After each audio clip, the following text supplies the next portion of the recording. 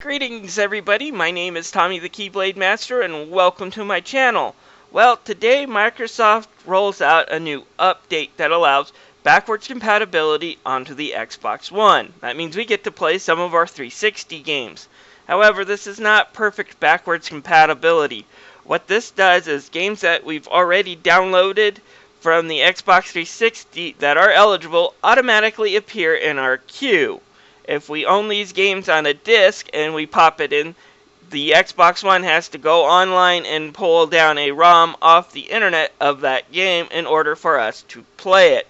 So basically, in order for these backwards compatible games to work, Microsoft has to go around and ink deals with the original publishers in order for them to get back on. So, not every game is going to be available. Now, I have quipped in the past that I don't think Tales of Vesperia is going to be available. I think I'll change my opinion on that just a little bit, just seeing the amount of games that are being rolled out. I do think we will see that game eventually, if the program is successful. I'm not holding my breath that it's going to be one of the first one out. But these 5 games, I'm giving next to no shot of ever appearing on the Xbox One as backwards compatible. It's the reason why I might put my 360 in the closet, but I'm never going to sell it or throw it away. So, without further ado, let's look at these top 5 games. Snoopy Flying Ace. Now, if you ask me what was the best shooter, in my opinion, on the Xbox 360, it wouldn't go to Halo, a Call of Duty, or a Battlefield. It would go to a game where you blow the crap out of a blockhead in his beagle. Charlie Brown Flying Ace was one of the best air shooters that was on the Xbox 360. It's got a lot of charm, and it's a lot of fun. You basically are playing in one of Snoopy's daydreams about World War I, and him being a flying ace is the basis of this. The single player in this is kind of meh, but if you can still find enough people online playing this game for a match, it's a lot of fun. It's one of the best shooters. It's, like I said, it's cute, it's charming, and to keep the game pretty much E-rated, no one ever really dies. Whenever you blow up a plane, you always see someone jump out with a parachute. So they do keep the violence down to a minimum, since this is Peanuts after all. But still, this is a really great game worth checking out. Now, I'm going to put this one low on my list, mainly because I think this one does stand a chance of being on the Xbox One. It was made by Microsoft, and unlike all the rest of this game, has not been pulled from their digital store. So you can still get this if you own an Xbox 360, and there's a good chance that it might hit the Xbox One. It just depends on what their licensing deals with Schultz is. Number 4, Konami licensed arcade brawlers. Now, I could have filled this entire list up with these games, but I decided to combine them all into one category. We're talking about The Simpsons, we're talking about the X-Men, and we're talking about the classic Teenage Mutant Ninja Turtles arcade game. And yes, you can throw in Turtles in Time Reshelled. However, that one was made by Ubisoft, and it's not a good game worth missing. However, these 3 are really quaint classics and really fun to play with a friend or two if you have them around. They also had online play. For $10 downloadable games, to get these classics back was an old school dream when these hit the arcade 3 or 4 years ago. They have since been pulled due to licensing issues, and I don't see them coming back on Xbox One. So we're not going to be getting our Simpsons kick on the Xbox One. I'm keeping my 360 just for these arcade games. Heck, I even bought my Xbox 360 just to play Teenage Mutant Ninja Turtles. But don't worry, folks, this won't be the last time you'll see an X-Men game on this list. Number 3, Naruto The Broken Bond. Now, Naruto The Broken Bond should be a game that surpasses its predecessor. It's better in every technical way.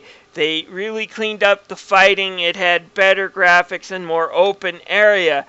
But at the same time, for some reason, it just lacked the charm of the original Naruto Rise of a Ninja. Still, Ubisoft did a really great job on this game. It's still a really enjoyable game based off an anime. Still one of my favorite Xbox 360 games to play through. It might not be as good as some of the Assassin's Creed games that Ubisoft would make later, but it's better than a lot of the other Assassin's Creed games too. If you have a chance, pick this one up for the 360 because this one won't be coming to the Xbox One. After The Broken Bond was released, Cartoon Network decided not to air Shippuden for several years for some reason, handing it over to Disney. Meanwhile, Ubisoft kind of got their own in-house Assassins, like I said, Assassin's Creed, which didn't require all the licensing issues that making Naruto games did. So The Broken Bond was the last game that Ubisoft worked with the Naruto license, which is kind of a shame. It's a really fun game that Ubisoft didn't continue working on this series. I would have loved to have seen some Shippuden games under this license. Number 2, Marvel vs. Capcom 2. Now, I remember back when I first got my Xbox 360 and just checking out the Xbox forums and everybody wanting this game and me thinking it would never happen. Marvel vs. Capcom 2 licensing issues kind of ended in a disaster. In fact, Marvel vs. Capcom 2 is considered a rare PlayStation 2 game because of what happened in those licenses issues. So I was quite surprised to see this appear on the Xbox Live Arcade a few years later, and then us even getting a Marvel vs. Capcom 3. New ownership of Marvel by Disney is probably to thank for that. But anyways, if you haven't played Marvel vs. Capcom 2, it's a 3-on-3 tag team fighter that's just crazy. It's got a huge roster of both Marvel and Capcom characters. It's got some pretty decent graphics for the time. While I don't think Marvel vs. Capcom 2 or Marvel vs. Capcom Origins stands a chance to be backwards compatible, I would place a small bet that we might see Ultimate Marvel vs. Capcom 3 on the BC list eventually. I'm just not counting on it anytime soon. Alright, my number 1 game, the game I'm going to be most disappointed by the fact that it's not ever going to be coming to the Xbox One, is Naruto Rise of the Ninja by Ubisoft. It's one of my favorite games based off of Japanese anime. That's right, one of my favorite games based off of Japanese anime was an exclusive to an American console and was made by a Canadian developer. Go figure. Now the game's not perfect, it has some issues, especially in the graphics department. I didn't capture any of the cutscenes for this video, but let's just say you don't want to look at any of these character models close up, because when they do show them close up, yeesh. So much the fact that Ubisoft actually just uses clips from the anime cutscenes for the game story. Speaking about the game story, it basically follows the first 80 episodes of the anime through the fight with Gaara. And one of the nice things about this game that gives this game's legs is not only is exploring the village fun, and never have I wanted to go and explore every nook and cranny and complete every mission in a sandbox game.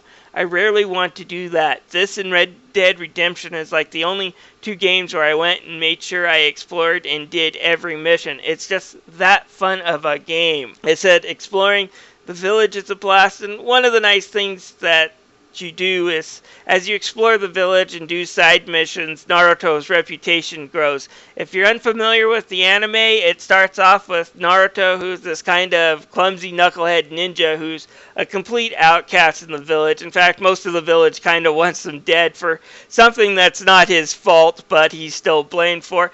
And as you kind of go through the game, you win over the respect of the villagers, and that's kind of a little nice compliment to the story that Naruto, the anime, provides.